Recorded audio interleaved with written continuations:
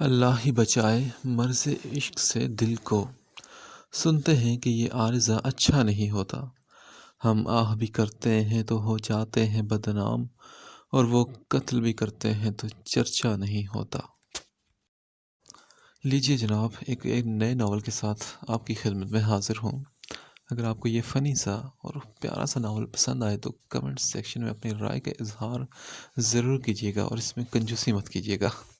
چلیے شروع کرتے ہیں۔ تم ابھی تک سوئی نہیں؟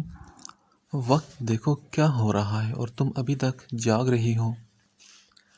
میں جو ڈائجسٹ میں سر دیے اغل بغل سے بیگانہ اس کو پڑھنے میں مصروف تھی، اچانک ماما کی آواز پر ہڑبڑا اٹھی۔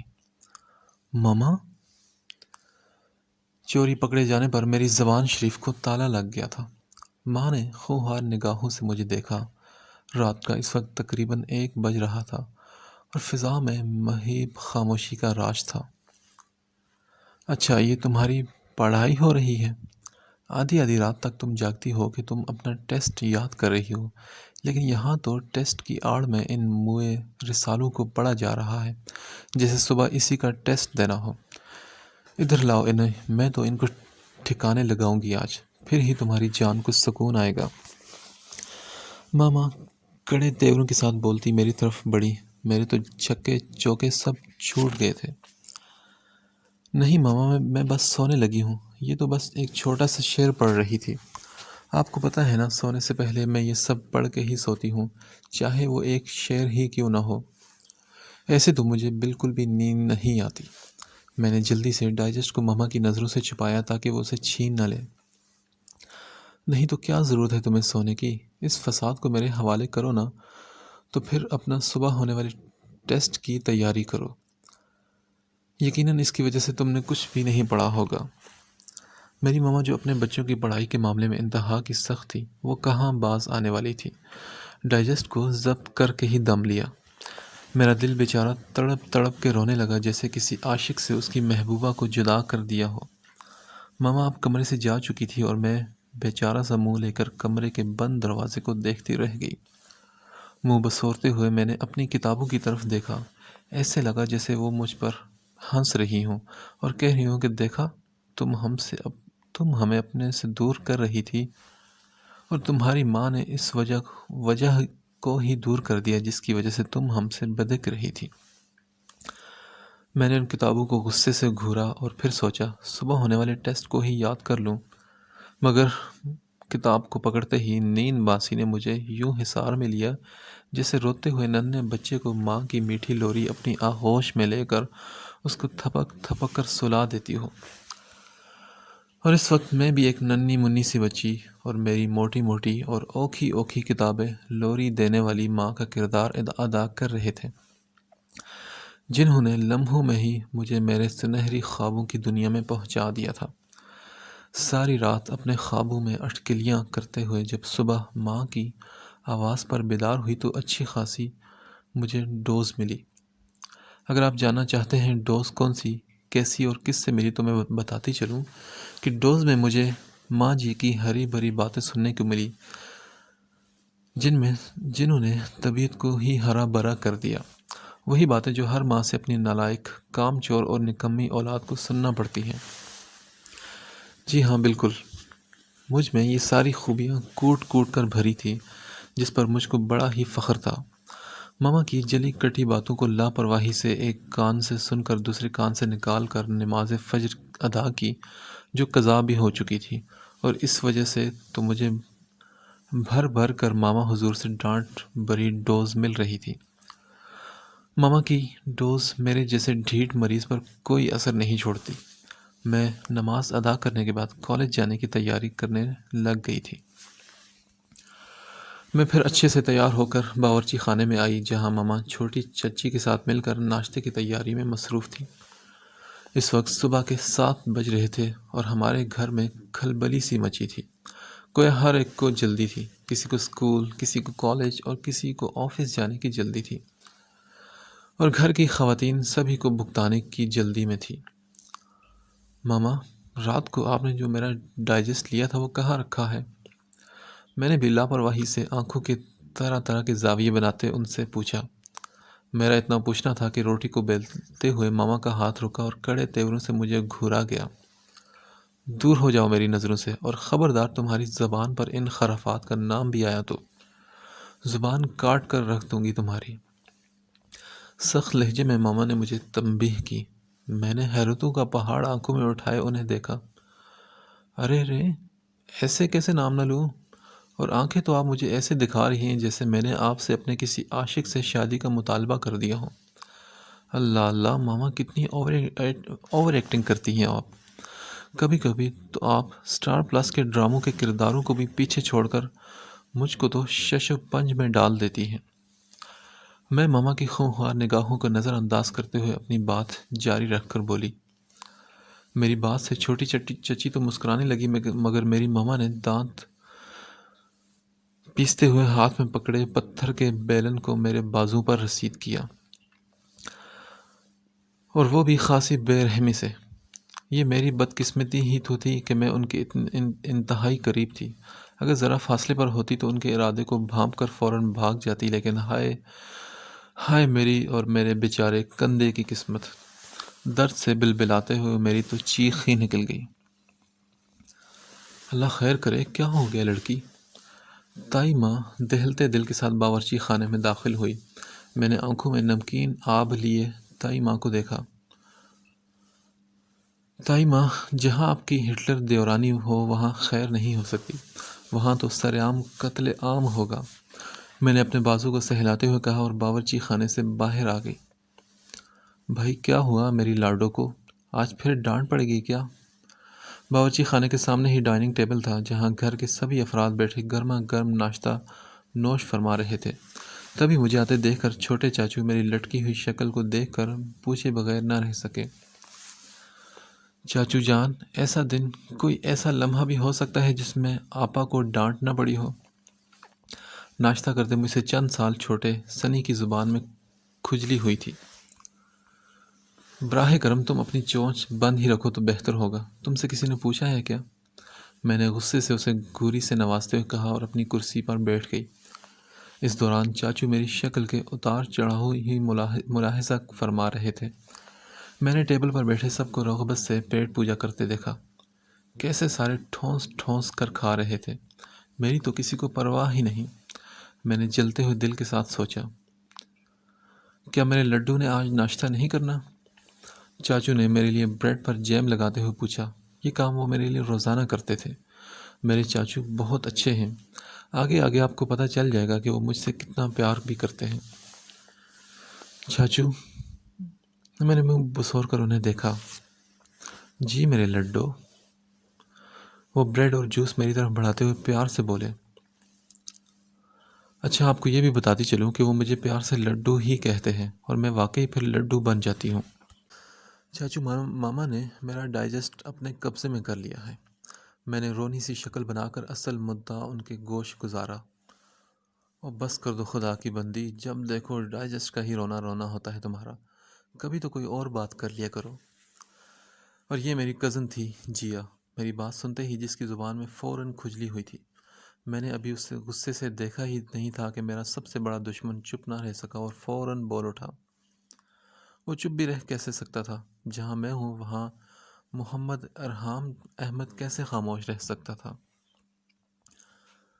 اچھا کیا چاچی جان نے، اگر جتنا تم ڈائجسٹ کے ضبط ہونے پر واویلا مچاتی ہو، اگر اپنی ناکامی پر بھی دو آنسو بہا لو تو کیا پتہ تم اچھے نمبروں سے پاس بھی ہو جاؤ۔ میں نے غصے سے بل کھاتے اس کو دیکھا جو مجھ پر کھلم کھلا طنز کر رہا تھا۔ کیا مطلب ہے تمہارا؟ اور کیا کہنا چاہتے ہو تم؟ میں غصے سے کرسی سے اٹھی اور ٹانگ ماری اور بیچاری کرسی پر اپنا غصہ نکالا۔ مطلب وہی جو تم سمجھ کر یوں آگ بگولا ہو رہی ہو۔ وہ اب سکون سے جواب دے کر پراٹھے سے انصاف کرنے لگا تھا، اور مجھے وہ بے سکون کر چکا تھا۔ مہر بیٹے بیٹھ جاؤ، آرام سے ناشتہ کرو ورنہ کالج سے تاخیر ہو جائے گی۔ چاچو نے کرسی سیدھی کر کے مجھے بٹھایا۔ نہیں چاچو، یہ سمجھتا کیا ہے خود کو؟ جب بات میں آپ سے کر رہی ہوں تو یہ کون ہوتا ہے میری بات میں اپنی ٹانگ اڑانے والا؟ میں نے غصے سے اسے دیکھا۔ میرا بس نہیں چل رہا تھا کہ سامنے پڑا جوس کا گلاس اس کے سر پر دے ماروں، لیکن بس میرا بس ہی تو نہیں چلتا۔ دیکھا چاچو، یہ نکمی تو پہلے ہی تھی، مگر ان ناولوں اور ان ڈائجسٹوں نے اسے کہیں کا نہیں چھوڑا۔ اب بھلا بتائیں، اس کی باتوں میں میری ٹانگ کیسے آ سکتی ہے، جبکہ میں تو اپنی ٹانگوں سمیت یہاں بیٹھا ہوں۔ وہ بڑے مزے سے بولا تھا۔ اس کی بات پر سبھی کھی کھی کر کر ہنسنے لگے۔ میں نے چاچو کی طرف دیکھا، شاید وہ بھی اپنی ہنسی کو ضبط کر رہے تھے۔ دیکھو، اگر تم اپنے سر کی سلامتی چاہتے ہو تو آئندہ میرے ناولز کے بارے میں ایک لفظ بھی مت کہنا۔ غصے سے میں نے اسے دھمکی دینی چاہی، جیسے وہ میری دھمکی سے ڈر جائے گا، حالانکہ مجھے معلوم تھا کہ وہ ڈھیٹ انسان ہے، عادت سے مجبور ہے، کبھی بھی باز نہیں آئے گا۔ لیکن میں بھی تو مجبور تھی نا، اپنے ناولز کی محبت میں ان کے بارے میں کیسے ایک لفظ بھی سن سکتی تھی؟ اچھا صحیح، یعنی میں تمہارے بارے میں بول سکتا ہوں؟ اس کی بھوری نگاہیں ابھی بھی مجھے دیکھ رہی تھی اور غصے سے میری حالت نہایت سیریس ہو رہی تھی۔ میں نے اسے کہا کہ تم میرے ساتھ بات ہی مت کرو، ورنہ میں تمہیں جان سے مار دوں گی۔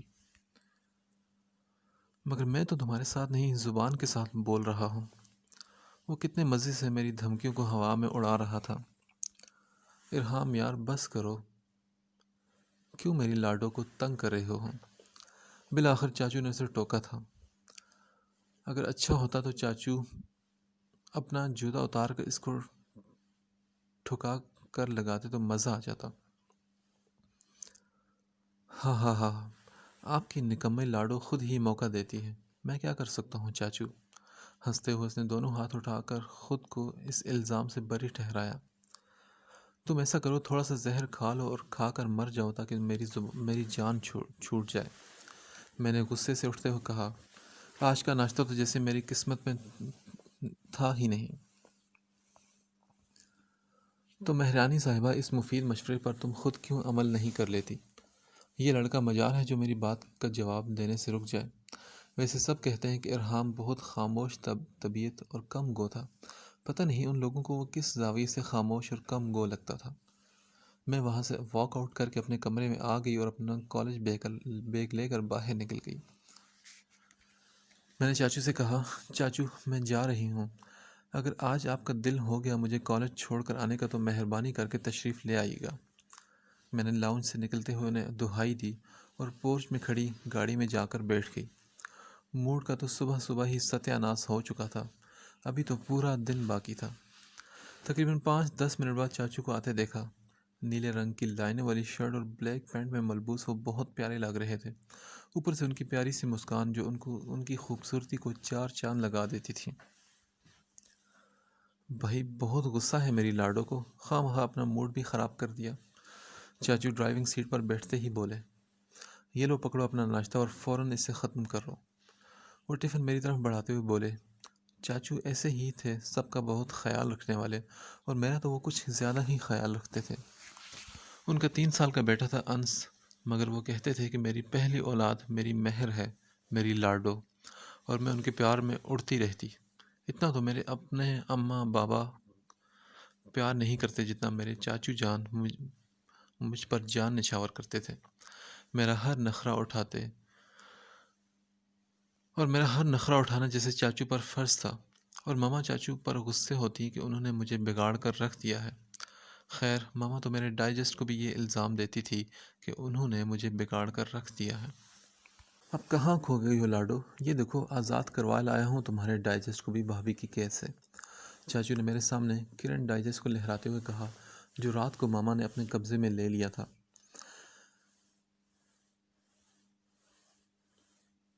میرا ستیہ ناس ہوا موڈ ڈائجسٹ کو دیکھ کر فوراً بھنگڑے ڈالنے لگا۔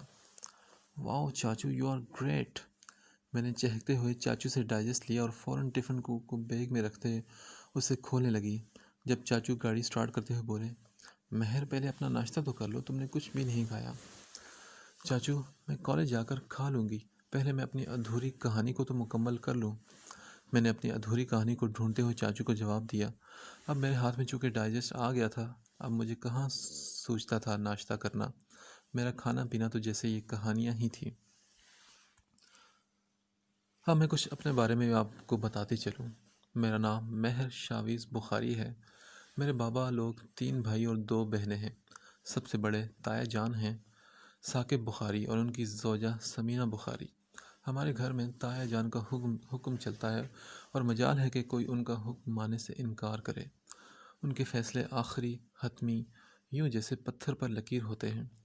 وہ دن کو رات کہیں تو ٹھیک ہے جی، پھر کسی کی کیا مجال کہ جو کہہ سکے کہ حضرت آپ تو غلطی پر ہیں، یہ آپ نے تو کالے چشمے لگائے ہوئے ہیں۔ ادھر سورج میاں چیخ چیخ کر اپنی موجودگی کا احساس دلاتا، مگر نہ جی، تایا جی کہاں کسی کو سنتے۔ غصیلے، اٹل اور تھوڑے سے اچھے تھے تایا جان۔ پیشے کے لحاظ سے وہ وکیل تھے اور ان کی بیگم یعنی سمینہ تائی، وہ تو نہایت ہی ملنسار، بہت ہی اچھے اخلاق کی مالک ہیں، اور تایا جان کے غصے سے تو کچھ زیادہ ہی ڈرتی ہیں۔ تایا جان اور تائی جان کی آل اولاد میں سب سے بڑی عارفہ آپا، جو کہ پیا دیس سدھار چکی ہیں۔ ان کے بعد روحان بھائی ہیں، ان کی بیوی شمائلہ بھابھی ہیں، خالص تایا جان کی پسند ہیں۔ روحان بھائی کی اور عارفہ آپا کی ایک ساتھ ہی شادی چند ماہ پہلے ہوئی ہے۔ روحان بھائی کے بعد ارحام ہے۔ ارحام، جو کہ میں پہلے ہی بتا چکی کہ وہ میرا دشمن ہے، ہم دونوں کی آپس میں کبھی نہیں بنی۔ اس کے بعد تایا کی سب سے چھوٹی بیٹی جیا ہے، جو میری ہی ہم عمر ہے۔ تایا جان کے بعد آتی ہے ہماری پھوپھو معصومہ۔ نام تو ان کا معصومہ ہے، مگر کام ان کے چالاک لومڑی جیسے ہیں۔ وہ ملتان میں رہتی ہیں۔ ان کے 3 بیٹے اسامہ، بلال، عمر اور ایک بیٹی ماہ جبین ہے۔ اس کے بعد میرے ابا حضور کا نمبر ہے۔ ان کی زوجہ الفت یعنی میری والدہ صاحبہ۔ بابا نرم طبیعت کے مالک ہیں، جبکہ ماما انہی کی طرح ہیں، مگر میرے معاملے میں تو ایسی سخت ماں بن جاتی ہیں جیسے وہ میری سگی نہیں، سوتیلی ماں ہوں، اور یہ بات میں اکثر سر عام بھی سب کے سامنے کرتی ہوں۔ میری ماما سرکاری اسکول کی ٹیچر ہیں، اور کچھ اسی وجہ سے میری جان کی شامت آئی ہوتی ہے۔ ان کی آل اولاد میں اور مجھ سے 8 سالہ چھوٹا ارسلان ہے، جسے ہم سب سنی کہتے ہیں۔ اور پھر آتی ہے باری میری پیاری پھوپھو ارم کی، جن کی شادی میرے سب سے چھوٹے ماموں سے ہوئی ہے، اور ہمارے بنگلے کے سامنے ہی ان کا بنگلہ ہے۔ کچھ سال پہلے وہ لوگ یہاں شفٹ ہو چکے تھے۔ ان کے 2 بیٹے ہیں، وہ بھی جڑواں، سنی کے ہم عمر اور نہایت ہی شرارتی۔ اور ان کے بعد ہیں سب سے چھوٹے اور ہر دل عزیز راحیل چاچو۔ روحان بھائی اور ان کے درمیان شاید 10-12 سال کا فرق ہوگا، اور ہم سب کے بڑے بھائی ہی لگتے ہیں۔ وہ دوستانہ رویہ، ہنس مکھ سے چاچو سب ینگ پارٹی کے فیورٹ ہیں، اور ان کی بیوی انعم تو میری بیسٹ فرینڈ ہے۔ ان کی فطرت بھی بالکل چاچو کی طرح ہے، سب سے پیار کرنے والی۔ ان کا ننھا منھا سا پیارا سا بیٹا انس سب گھر والوں کی آنکھوں کا تارا ہے۔ ایک اور بات، یہ جو ناولز کی لت مجھے لگی ہے نا، یہ مجھے ارم پھپھو اور چاچو سے ہی لگی ہے۔ یہ دونوں ناول پڑھتے تھے کیا ابھی بھی پڑھتے ہیں۔ جب میں کوئی 6-7 سال کی تھی، یہ دونوں مجھے اور جیا کو بچوں والی کہانیاں لا کر دیتے، اور ہم دونوں بڑے شوق سے پڑھتے تھے۔ پر آہستہ آہستہ جیا تو کہانیاں پڑھنا چھوڑ چکی تھی، جبکہ میں بچوں کی کہانیوں سے چاچو کی موٹی موٹی کتابوں، جو وہ دادا سے چھپا کر پڑھتے، ان کی طرف آ گئی، اور پھر پھوپھو کے ڈائجسٹ پڑھنے لگی، اور یہیں سے میرا شوق پروان چڑھتا گیا۔ مہر، اوئے مہر، او خدایا، کبھی تو لڑکی اس دنیا سے باہر بھی آ جایا کر۔ انامتا نے جھنجھلاتے ہوئے لہجے میں میرے ہاتھ سے ناول کھینچتے ہوئے کہا۔ وہ مجھے کب سے آوازیں دے رہی تھی، مگر میں تو ہوش و خرد سے بیگانہ اپنی ونڈر لینڈ میں گھوم رہی تھی۔ ناول پڑھتے ہوئے جو میری مسکان تھی، اب وہ میرے چہرے پر نہیں رہی تھی، کیونکہ ناول کے ساتھ ہی وہ میری دوست کھینچ چکی تھی۔ میں نے آدم بیزار لہجے میں کہا، کیا مسئلہ ہے؟ کیا کہ بچی، ٹیسٹ یاد کیا ہے یا نہیں؟ ارسلہ نے مجھ سے پوچھا تو میں نے سوالیہ نگاہوں سے ان دونوں کو دیکھا۔ کون سا ٹیسٹ؟ میں اب جان بوجھ کر انجان بن چکی تھی۔ کیا کرتی، ٹیسٹ جو یاد نہیں کیا تھا۔ پھر کیا تھا، ان دونوں نے ایسی گندی گندی نگاہوں سے مجھے دیکھا جیسے وہ انہی نگاہوں سے مجھے زندہ نگل جائیں گی۔ اور بیوی، اپنی اس ونڈر لینڈ کی دنیا سے باہر نکلو تو پتہ چلے نا کہ ایک عدد حقیقت کی دنیا بھی ہے، جہاں آج کل تمہارے ماہانہ ٹیسٹ ہو رہے ہیں۔ مگر نہیں، ونڈر لینڈ کی پری کو اس سے کیا فرق پڑتا ہے؟ ایک میری ماما کی طرح یہ میری دوستیں بھی مجھے ناول کے حوالے سے طنز کرنا چھوڑتی نہیں۔ یار ٹیسٹ تو یاد کیا ہے مگر سارا نہیں آتا، میں نے منہ بسور کر کہا۔ تو سارا کس نے یاد کرنا تھا؟ ارسلہ نے اب خراب تیوروں کے ساتھ مجھے گھورتے ہوئے کہا۔ جہان سکندر نے یاد کرنا تھا یا پھر فارس غازی نے؟ انمتا نے میرے پسندیدہ کرداروں کے نام لیتے ہوئے ایک اور طنز کیا۔ یہ دونوں دوستیں بھی ایسے موقعوں پر انہی باتوں کو اپنے طنز کے شاپر میں لپٹ فٹ بال کی طرح ہمارے منہ پر مارتے ہیں، جو ہم کبھی بڑے مزے سے ان سے شیئر کرتے ہیں۔ انہوں نے نام تو لینے تھے جب ان کے سامنے جہان اور فارس کی مالا جپتے رہنا تھا۔ شکر ہے اب انہوں نے سالار سکندر اور عمر جہانگیر کا نام نہیں لیا تھا، شاید ان کو یاد نہیں تھے ورنہ ضرور لیتی۔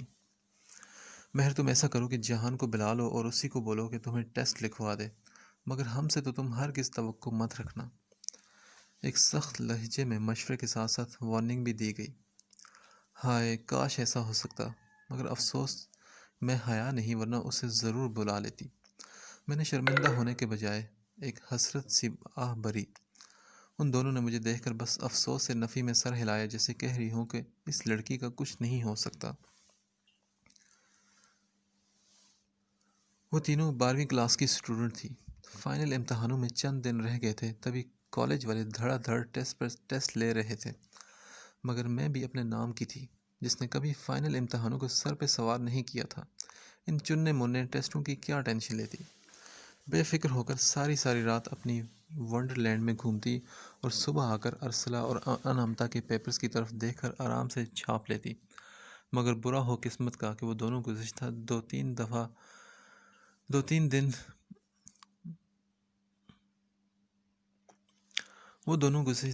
دن سے میری وجہ سے بہت بری طریقے سے میڈم سے بے عزتی کروا رہی تھی، اور یہی وجہ تھی کہ آج وہ ماتھے پر آنکھیں لا کر اپنے مفید مشوروں سے نواز رہی تھی۔ ٹیسٹ تو جیسے تیسے دے دیے تھے، مگر ایک ہفتے بعد کلاس میں سب اسٹوڈنٹس کو اپنے والدین میں سے کسی ایک فرد کو لانے کا سندیسہ بھی دیا گیا،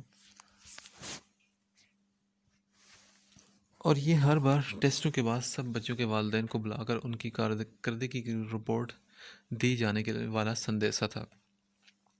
اس خبر نے تو میرے 14 طبق روشن کر دیے تھے۔ اگر میری ٹیچر والدہ اس میٹنگ میں آ جاتی تو میرا تو مانو گھر میں داخلہ ہی ممنوع ہو جاتا۔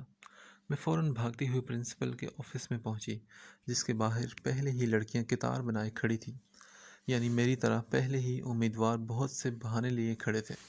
میں نے بھی ڈرتے ڈرتے آفس میں قدم رکھا۔ پرنسپل نظر کے بڑے بڑے چشمے لگائے اپنے سامنے پڑے صفحات کا جائزہ لے رہے تھے۔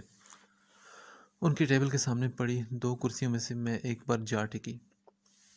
وہ بولے، ہاں تو آپ کا کیا مسئلہ ہے مہر شاویز؟ وہ اپنا چشمہ اتارتے ہوئے مجھ سے مخاطب ہوئے تھے۔ بدقسمتی سے وہ میرا نام جانتے تھے۔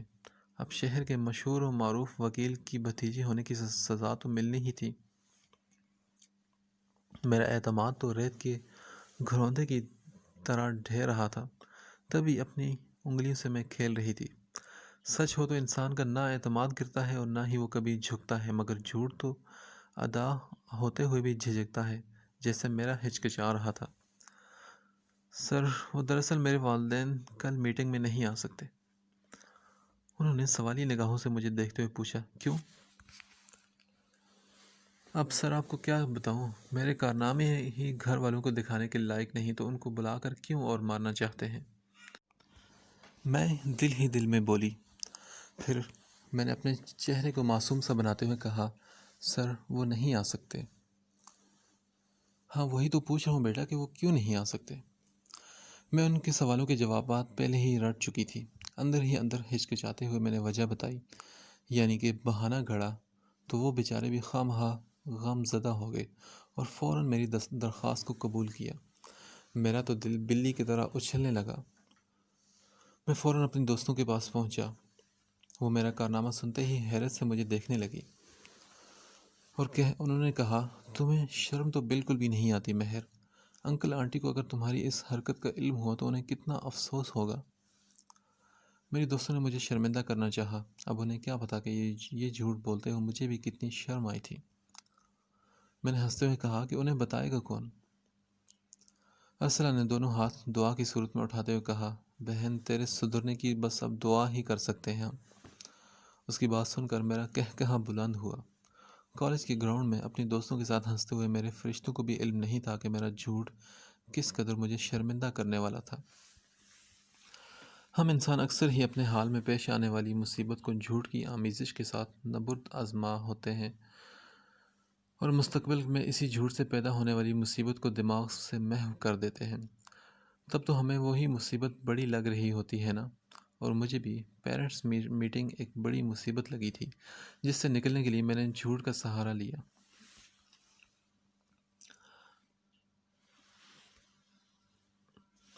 مہر اب تو بس کر دو، تم یہ ناول کوئی 5ویں بار پڑھ رہی ہو، اتنی بھی کیا خاص بات ہے اس میں جو تم اس کی اتنی دیوانی ہو؟ شمائلہ بھابھی مجھے جنت کے پتے کی ونڈرلینڈ میں گھومتے ہوئے دیکھ کر پوچھے بغیر نہ رہ سکی۔ میں نے ناول سے نظریں ہٹا کر انہیں دیکھا اور کہا، اف بھابھی جان، اس میں کوئی ایک خاص بات ہو تو بتاؤ نا، یہ تو پورے کا پورا ہی خاص ناول ہے، اگر آپ پڑھیں گے تو قسم سے آپ بھی جہان کی دیوانی ہو جائیں گی۔ میں نے جنت کے پتے ناول خاص طور پر جہان کی محبت میں ڈوبتے ہوئے جذب کے عالم میں انہیں بتایا تو انہوں نے کچھ حیرت کے ملے جلے تاثرات سے مجھے دیکھا۔ ہیں، یہ جہان کون ہے؟ سوالیہ نگاہوں سے انہوں نے مجھے پھر کمرے میں موجود سب افراد کو دیکھا۔ یہ جہان کون ہے؟ ان کے اس سوال سے مجھے بالکل بھی دکھ نہیں ہوا تھا، کیونکہ میں نے ابھی انہیں تعارف جو نہیں کروایا تھا۔ شمائلہ، تم نے مہر سے یہ سوال پوچھ کر اچھا نہیں کیا، اب یہ تمہارے ساتھ ساتھ ہمارا سر بھی لازمی کھائے گی۔ روحان بھائی بھی شرارت سے بولے، پلیز پلیز مہر، تم اب یہ اپنا جہان نامہ شروع مت کر دینا۔ بھابھی، یہ جہان اس ناول کا کردار ہے اور کچھ بھی نہیں۔ جیا نے بھی چڑچڑے پن سے ہاتھ جوڑتے ہوئے کہا، ان لوگوں کو تو میں ہزاروں دفعہ جہان سکندر کے بارے میں بتا چکی ہوں، انہی کو کیا، میں تو سوائے تایا جان اور اپنے دشمن کے سبھی کو جہان سکندر، سالار سکندر، فارس غازی، وجدان اور عمر جہانگیر کے بارے میں ہزاروں بار بتا چکی ہوں۔ کبھی کبھی تو یہ سب میری فیملی کا حصہ لگتے تھے۔ مہر شاویز کوئی ناول پڑھے اور ایک ایک کو جب اس کی کہانی الف سے یہ تک نہ بتا دے، کہانی ہضم ہی نہیں ہوتی اسے۔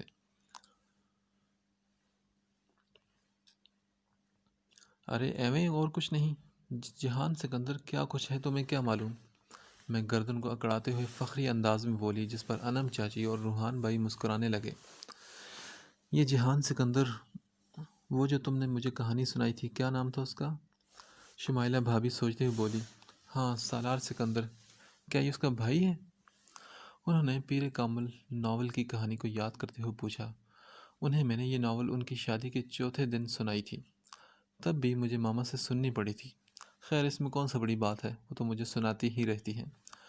میں ناولز کی کہانی سناتی ہوں اور ماما مہر کو شرمندہ کرنے والی باتیں سناتی ہیں۔ یہ الگ بات ہے کہ مہر پر کوئی اثر نہیں ہوتا۔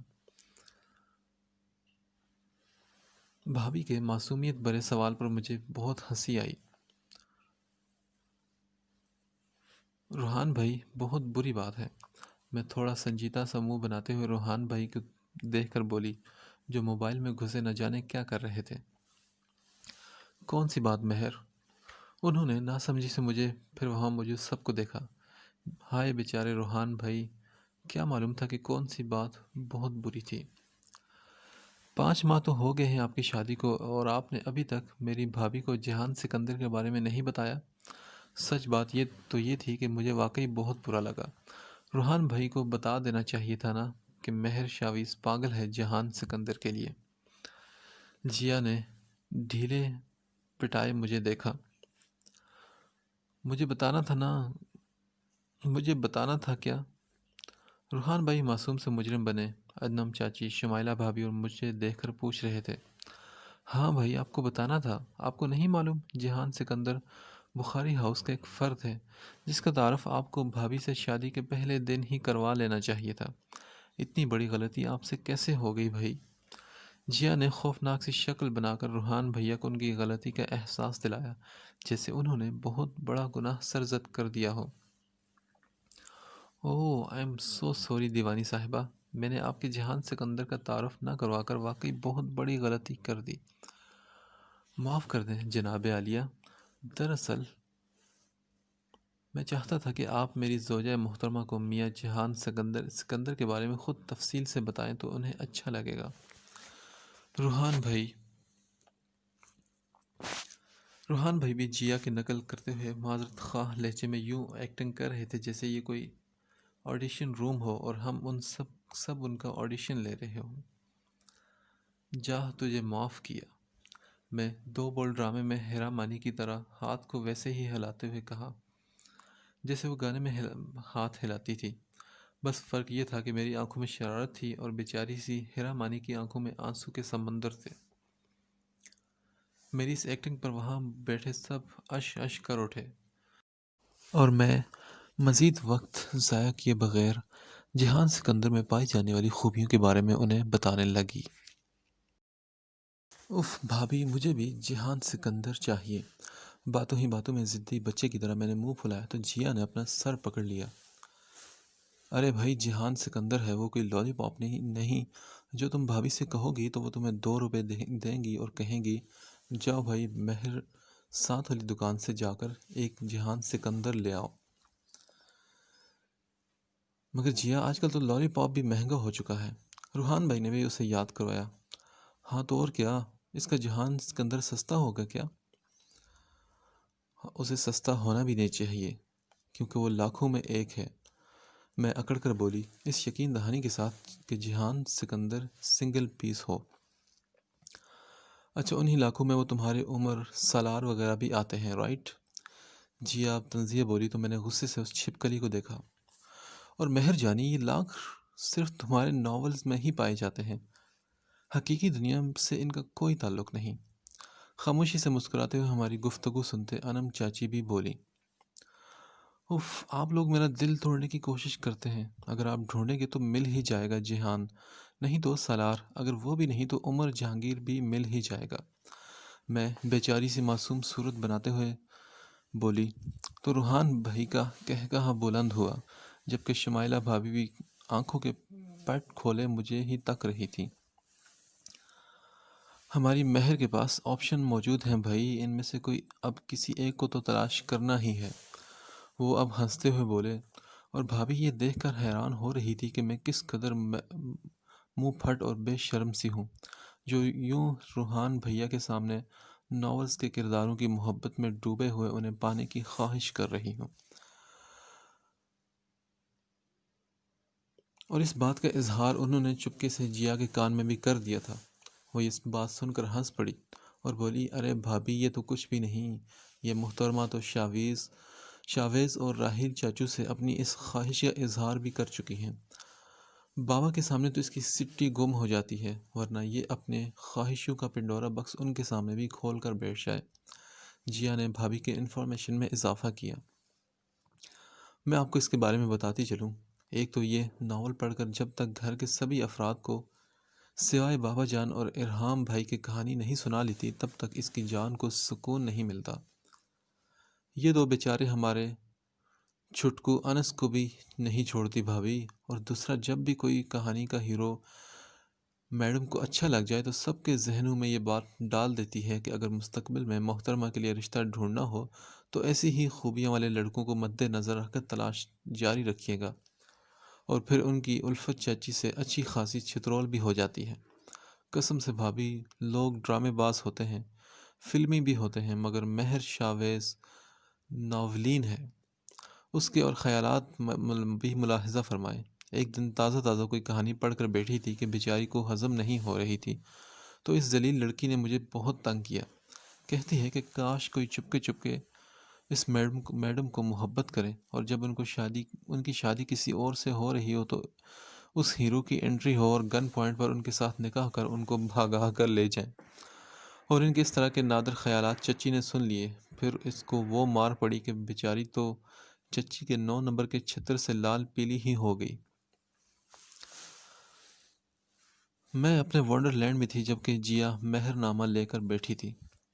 چلو جیا، بس کر دو، میری بیٹی کی اتنی برائیاں تمہیں کیسے ہضم ہو جاتی ہیں؟ انم چاچی نے اسے ڈانٹا جبکہ شمائلہ بھابھی بھی ہنسے جا رہی تھی۔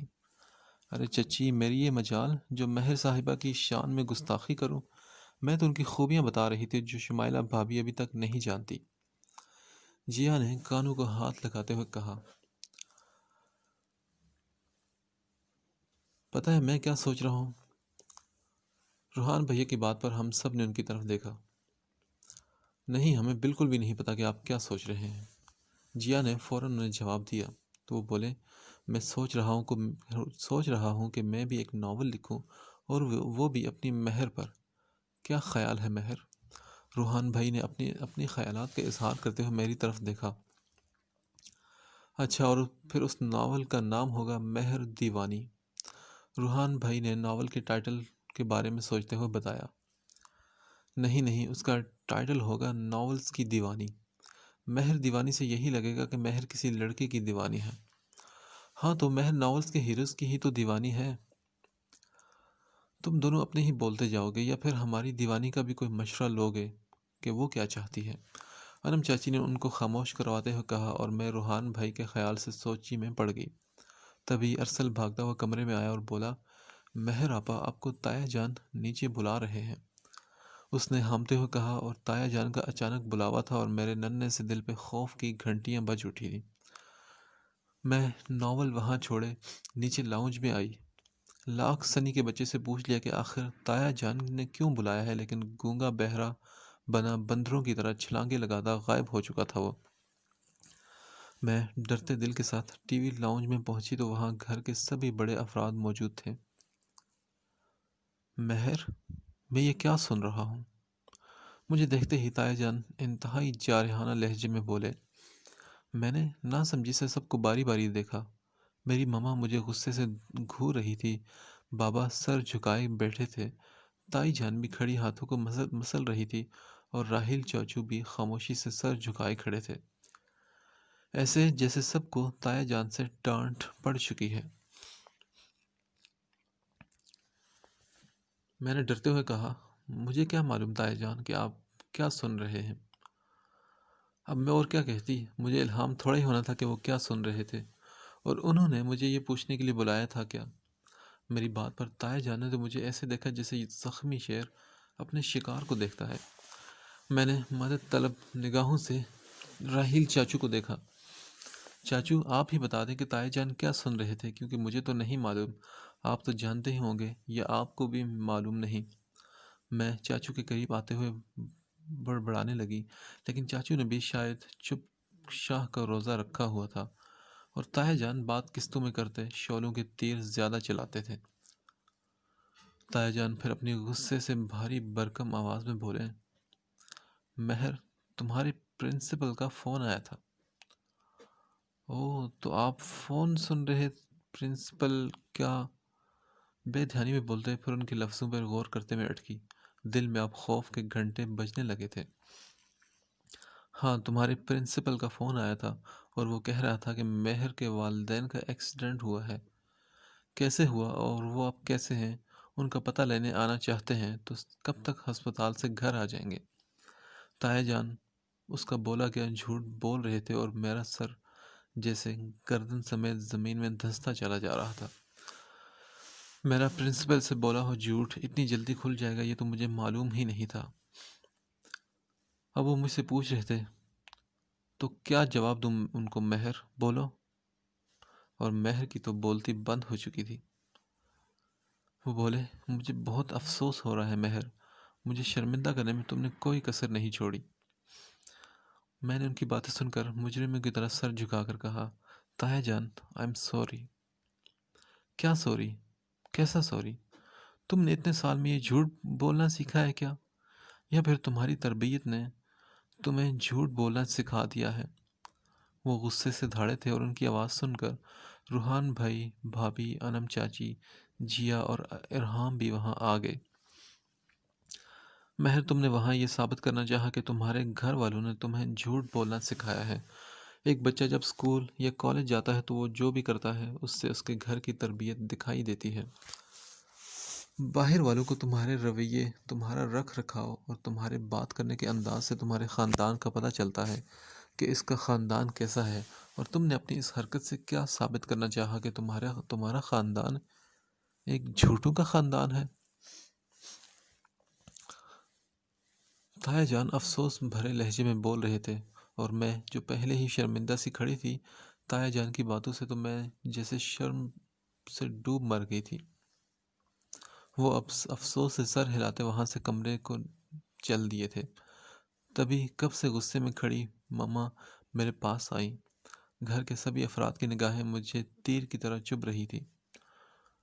ماما نے ایک زوردار تھپڑ میرے گال پر رسید کیا۔ تمہیں شرم تو بالکل نہیں آئی ہوگی مہر۔ میں نے آنکھوں میں آنسو لیے انہیں دیکھا۔ مہر، تمہیں شرم سے ڈوب مرنا چاہیے۔ اپنے جھوٹے بہانوں میں آج تم نے اپنے ماں باپ کو بھی انوالو کر لیا۔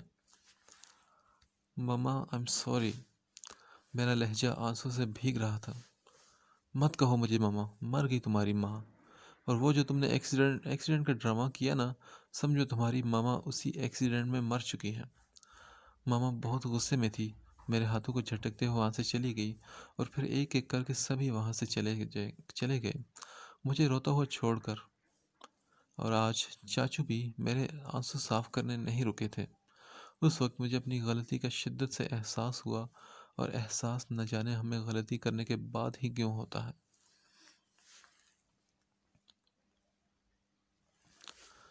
سب کی ملامتی نگاہوں نے مجھے بہت تکلیف پہنچائی تھی۔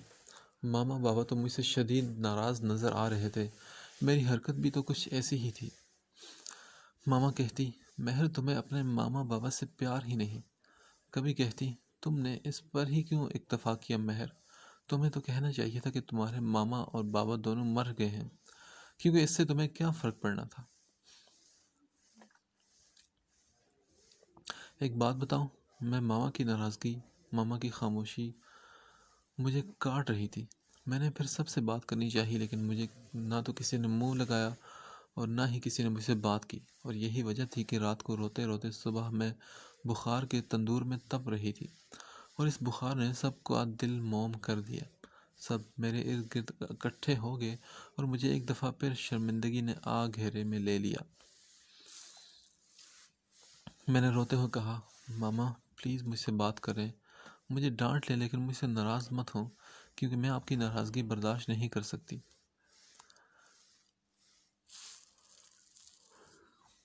مہر، جب تم میں برداشت کرنے کی طاقت نہیں تو اپنی حرکتیں درست کرو، کیوں کسی کو ناراض ہونے کا موقع دیتی ہو؟ جیا بھی فوراً بولی تھی، چلو بھائی، اب مہر کو کوئی کچھ نہیں کہے گا۔ ارحام بیٹا، میری بیٹی کو کوئی میڈیسن دے دو تاکہ یہ پہلے کی طرح جلد سے جلد ٹھیک ہو جائے۔ تایا جان نے ارحام کو حکم دیا۔ میں نے ان کی بات پر مڑ کر دیکھا تو وہ بھی وہیں پر تھا۔ بابا، بخار کافی تیز ہے، اس لیے انجیکشن لگانا ہوگا، اسی سے ہی اس کو جلدی آرام ملے گا۔ ارحام سنجیدگی سے بولا، اور میرے تو کان انجیکشن کے نام پر ہی کھڑے ہو گئے۔ نہیں، میں انجیکشن نہیں لگاؤں گی۔ میں نے نفی میں سر ہلایا۔ دراصل مجھے انجیکشن سے بہت ڈر لگتا تھا۔ آج بھی میں انجیکشن لگواتے ہوئے شور مچاتی ہوں جیسے میں بچپن میں شور مچایا کرتی تھی۔ ہاں تو تمہیں لگانے کا کون کہہ رہا ہے؟ انجیکشن تو ارحام لگائے گا، تم بس لگوا لو۔ چاچو میری بات کو سنجیدگی کے ساتھ مذاق میں اڑاتے ہوئے بولے، نہیں نہیں چاچو۔ میں نے زور سے نفی میں سر ہلایا۔ میرا دل کیا کہ میں وہاں سے بھاگ جاؤں، مگر بخار کی وجہ سے تو مجھ سے چلا بھی نہیں جا رہا تھا۔ بھاگنا کیا خاک تھا۔ پلیز ارحام، میں جانتی ہوں کہ میں تم سے بہت لڑائی کرتی ہوں، اس کے لیے سوری، لیکن پلیز مجھے انجیکشن مت لگاؤ ارحام۔ کوئی دوائی وغیرہ دے دو، میں کھا کر ٹھیک ہو جاؤں گی، لیکن خدا را یہ مت کرو، مجھے بہت درد ہوتا ہے۔ میں نے روتے ہوئے منہ بسور کر ماضی میں اس کے ساتھ کی ہوئی لڑائیوں کی معافی مانگتے ہوئے کہا، لیکن وہ اکڑو خان بولا، مہر شاویز، ڈاکٹر میں ہوں، آپ نہیں، اس لیے مجھے بہتر معلوم ہے کہ آپ کس چیز سے ٹھیک ہوں گی۔ وہ انجیکشن لے کر میری طرف بڑھا، اور میں جو پہلے ہی بخار میں تپی ہوئی تھی، اس کی بات سے تو مجھے غصے کے شعلوں نے برسات کر دی۔ اف مہر، اس سے بات کرنا تو ایسے جیسے اپنا سر دیوار کو دے مارنا۔ تم یہ کیسے بھول گئی کہ یہ ارحام احمد ہے جو تمہارا دشمن ہے؟ تم اگر بیمار نہ بھی ہوتی تو یہ تمہیں ٹیکہ ضرور ٹھوکتا۔ اب تو اسے موقع ملا ہوا تھا اور وہ یہ موقع کیسے گنواتا؟ اور کیا کہہ رہا تھا کہ میں ڈاکٹر ہوں؟ بڑا آیا ڈاکٹر! مجھے بھی معلوم ہے تم ڈاکٹر ہو، اسی لیے تو تمہارے پاؤں زمین پر نہیں ٹکتے۔ میں اپنے خیالوں میں اس پر غصہ کر رہی تھی جب ہلکی سی چبھن کا احساس ہوا تو دیکھا کہ وہ میرے پاس بیٹھا میرے بازو میں انجیکشن لگا رہا تھا۔ میں درد سے چلائی، ماما! میری آنکھوں میں آنسو امڑ آئے تھے۔ کیا ہو گیا مہر؟ ایک چھوٹا سا انجیکشن ہی تو ہے، تم سے تو اچھا تو انس ہے جو بغیر روئے ہی دو انجیکشن بھی لگوا لیتا ہے۔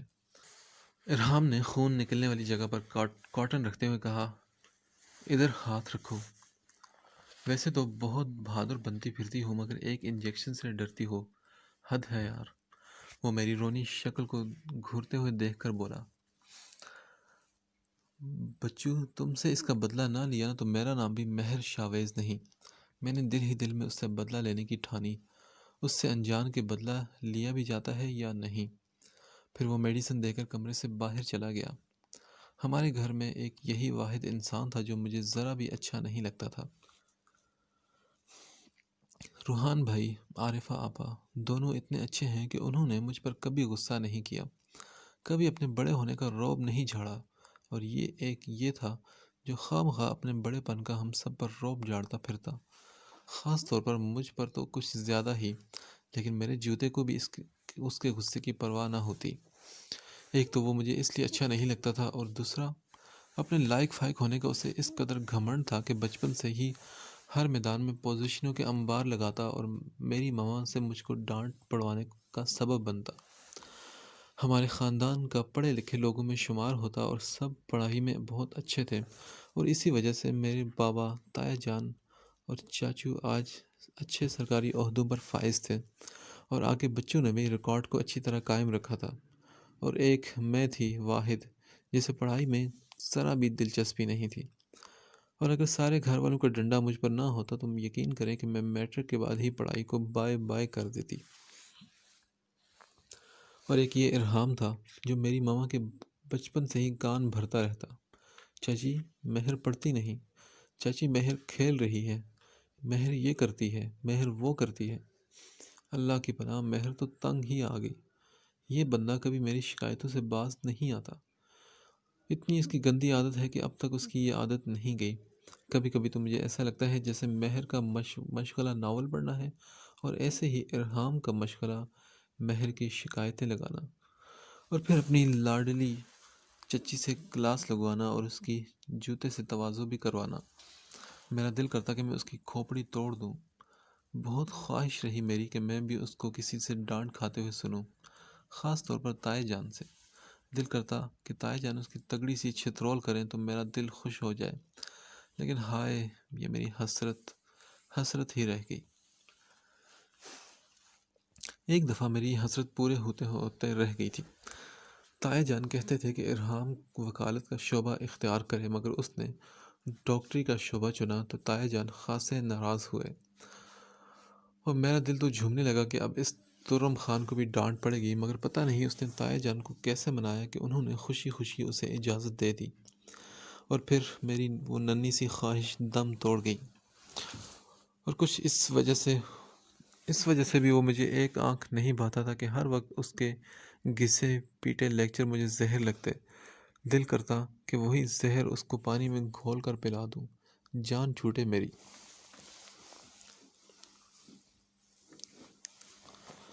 ماما نے اگلے دن مجھ سے پوچھا، مہر آخر تم نے پرنسپل سے جھوٹ کیوں بولا تھا؟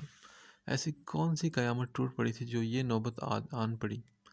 اور جواب میں نے شکل کے بہت ہی برے زاویے بنائے۔ اب انہیں کیا بتاتی؟ ماما، اب آپ نے میٹنگ میں جانا ہی ہے تو دیکھ لیجیے گا کہ ایسی کون سی قیامت ٹوٹنے والی تھی جس وجہ سے جھوٹ بولا۔ میں نے کڑوے کے سلے زاویے بنائے۔ ہاں تو اب کیا کہتی؟ میٹنگ پر اب انہوں نے لازمی جانا تھا، یہ وہ پہلے ہی بتا چکی تھی، اور وہاں جا کر جب پتہ ہی چل جانا تھا تو بہتر تھا کہ میں ابھی نہ ہی بتاؤں، ورنہ ابھی سے ہی میری ٹھکائی شروع ہو جانی تھی۔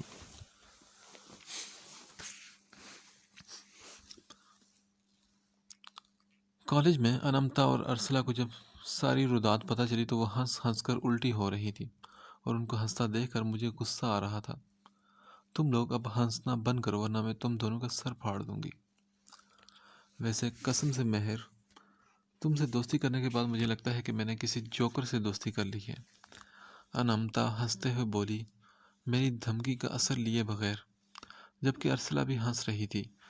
یہ لوگ بھی عجیب ہیں، جب ہم سنجیدہ اور غمگین سے ہوں تو کہا لگا کر ہنستے ہیں، اور جب ہم ہنسنے ہنسانے کے موڈ میں ہوں تو وہ سنجیدگی کا لبادہ اوڑھے ہمیں ڈانٹتے ہیں۔ اور ان لوگوں میں میری ان دو سہیلیوں کا نام تو سر فہرست شامل تھا۔ آج ہماری کلاس کی پیرنٹس ٹیچر میٹنگ تھی۔ آہستہ آہستہ سب بچوں کے والدین آ رہے تھے۔ میں ارسلہ اور انامتا کے ساتھ کوریڈور میں کھڑی تھی جب آیا نے آ کر مجھے ماما کے آنے کی اطلاع دی۔ میں نے رونی سی شکل بنا کر اپنی دوستوں کو دیکھا تو وہ ایک دفعہ پھر سے ہنس پڑی اور مجھے اس کمرے میں لے گئیں جہاں اس وقت سب کے پیرنٹس بیٹھے ہوئے تھے۔ ماما کے ساتھ ارحام کو دیکھ کر میرا خون کھول اٹھا۔ اس نے اسپاٹ چہرے سے میرا جائزہ لیا اور لا تعلق سا ہو کر بیٹھ گیا۔ میں نے دھیمے لہجے میں ماما سے پوچھا، ماما آپ کو اسے ساتھ لانے کی کیا ضرورت تھی؟ کیوں میں ارحام کو ساتھ نہیں لا سکتی تھی؟ ماما نے اب کڑی نگاہوں سے الٹا مجھ سے پوچھا۔ میں خاموش ہی رہی۔ ماما سے بحث کرنا بیل مجھے مارنے کے مترادف تھا۔ وہاں میرے سب ٹیچرز موجود تھے جو مجھے پڑھاتے تھے۔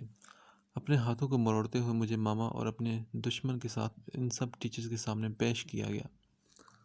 میں نے دل ہی دل میں دعا مانگی، اللہ جی مجھے بچا لیں آج، میں وعدہ کرتی ہوں آئندہ سارے ٹیسٹ اچھے سے دوں گی۔ میں نے دل ہی دل میں خدا سے مدد طلب کی، لیکن لگتا تھا کہ آج اللہ تعالیٰ بھی دوسروں کی ہی طرفداری کر رہے تھے۔ ایک ایک کر کے سارے ٹیچرز اپنی نکمی اسٹوڈنٹ پر تبصرے کرنے لگے۔ ایک بولا، مہر کو تو میں نے آج تک پڑھتے نہیں دیکھا۔ ساری کلاس میں یہ واحد بچی ہے جس کا دھیان پڑھائی کی طرف نہیں ہوتا۔ کیا آپ مہر سے گھر کے کام کرواتی ہیں؟ انگلش کی ٹیچر نے میری آج تک ساری ٹیسٹ رپورٹس کو چیک کرتے ہوئے کہا، نہیں تو میڈم، مہر تو ایک گلاس اٹھا کر ادھر سے ادھر نہیں رکھتی، یہ کیا کام کرے گی؟ ماما نے مجھے ایسی نگاہوں سے ایک بڑی سی گھوری سے نوازا جیسے وہ مجھے نگل جائیں گی۔ تو پھر یہ پڑھتی کیوں نہیں؟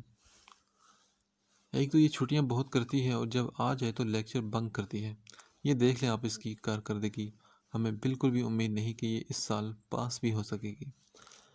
کمپیوٹر کی ٹیچر نے دو کوڑی کی بھی عزت نہیں چھوڑی تھی اس کی۔ صاف سیدھے ہی انہوں نے بتا دیا کہ نہ جی، یہ لڑکی تو پاس نہیں ہو سکتی۔ اپنے دشمن کے سامنے اپنی عزت کے پر خچے اڑتے دیکھ کر میرا دل کیا کہ چلو بھر پانی میں لوں اور اس میں ڈوب کر مر جاؤں۔ اب تو اسے مجھے مزید ٹارچر کرنے کا موقع مل گیا تھا۔ وہ اب میری مارک شیٹس چیک کر رہا تھا۔ پھر اس نے ایک کڑی نگاہ میری طرف ڈالی تو میں گڑبڑا سی گئی۔ اچھا، تو اس لیے تم نہیں چاہتی تھی کہ ہم یہ میٹنگ اٹینڈ کریں؟ باہر نکلتے ہی ماما غصے سے بولی۔ میں ان کی بری بھلی سننے کے لیے پہلے ہی خود کو تیار کر چکی تھی۔ مہر، بہت ہی افسوس کی بات ہے، باتیں تم سے جتنی مرضی سن لیں مگر پڑھائی میں تو تم بالکل زیرو ہو۔ اگر مجھے معلوم ہوتا کہ تمہاری اس قدر گندی رپورٹس ہوں گی تو میں مر کر بھی کبھی نہ آتا۔ وہ نہ بولتا، ایسا تو کہیں لکھا ہی نہیں تھا۔ میں نے کہا، ہاں تمہیں تو جیسے معلوم ہی نہیں کہ میں نالائق ہوں، ڈرامے باز کہیں کا، مجھے نیچا دکھانے کے لیے آ گیا بندر، اب کیسے شوخیاں مار رہا ہے۔ میں نے دل ہی دل میں اس کی برائیاں کی، کیونکہ ماما کے سامنے برائی کر کے میں ان کا تھپڑ نہیں کھا سکتی تھی۔ ماما نے جاتے سمے مجھے کہا، اب تم گھر آؤ گی نا مہر بیگم تو تم سے دو ٹوک بات ہوگی۔ ان کا انداز دھمکی دینے والا تھا اور میں وہیں کھڑی انہیں جاتا دیکھتی رہ گئی۔